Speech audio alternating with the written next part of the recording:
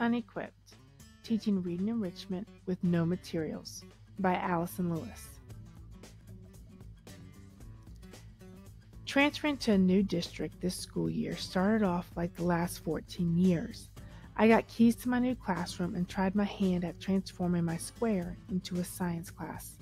Just days before school, the schedules were delivered. To my shock, as a math, science, STEM teacher, I was scheduled to teach Read 180, a blocked elective class. With only days, as in weekend days, to be ready, I knew I was starting the school year off unprepared. Over the weekend, I read through as much information as I could about Read 180. I was grateful for the planning period at the start of my day. My mission was to find the stored Read 180 materials in the building and go from there.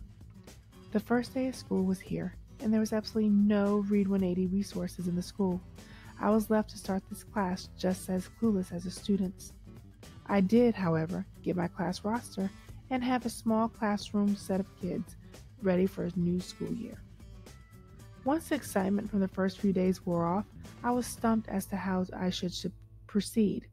As a teacher, we are often provided with essential elements of instruction, including classroom resources, teacher guides, and other colleagues to collaborate with.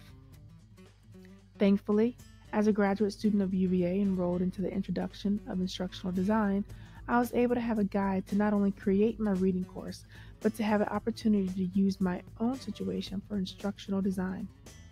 My current teaching situation showcased an obvious need for instructional design, but the gaps found were multi-layered.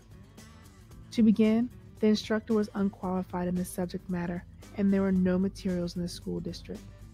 The second area of need is the students. They have an academic deficiency that the teacher must bridge over the course of the school year. The training program I envisioned creating would prepare the teacher of this Read 180 class to meet the needs of the students. The goal was to provide the foundation of instructional strategies to improve reading levels of students. This goal focuses on the needs of the teachers assigned to this course and directly correlates with the needs of the students who need this course for future academic success. Research started with dissecting what all was involved in a Read 180 class. I attended a 2-day webinar and learned that Read 180 was a cookie-cutter, prepackaged program. Detailed reading and writing lessons included teacher prompts, expected answers, misconception, and reproducibles for the entire year. A leveled library, electronic and print, consisted of both fiction and nonfiction book sets that were the same story content, yet written on multiple reading levels. Computer software program tracks students' daily progress and assess fluency, comprehension, spelling, and writing. Read 180 also comes with assessments to gauge progress, strategies to improve motivation, and access to worldwide community of support. All of these resources would be phenomenal, but the scheduling did not meet fiscal deadlines.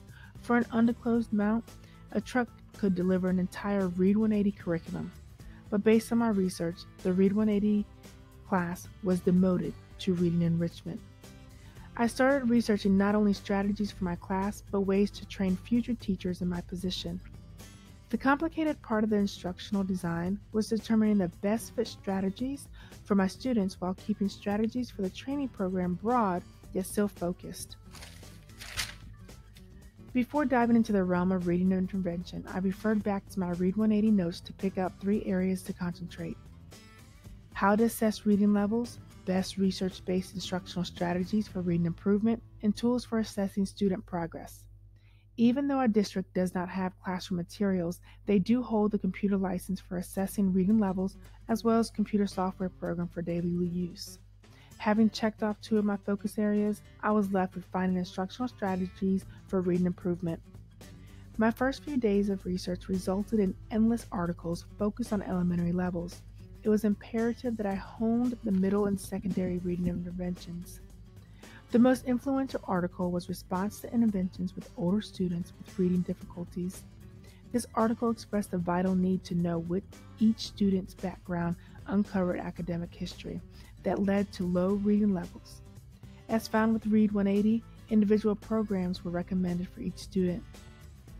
13 Strategies to Improve Reading Performance examined the techniques 39 schools used in their successful reading improvement courses. One article that I kept wasn't categorized for middle school, was titled 6 T's of Effective Elementary Literacy Instruction. Here, the author observed the top elementary teachers and their strategies. All research was compiled, then cross-referenced with Read 180 notes, and finally double-checked with my own observations in class. At the end of my initial research, I concluded that future teachers in my position would benefit most with the training that provided guidance in the following areas: student history, reading inventory, Read 180 components, organizing reading enrichment course, and creating resources. When reviewing my storyboard, please note that the objective that I chose to expand with generative strategies is the student history. This is a great way to learn where your students are coming from academically.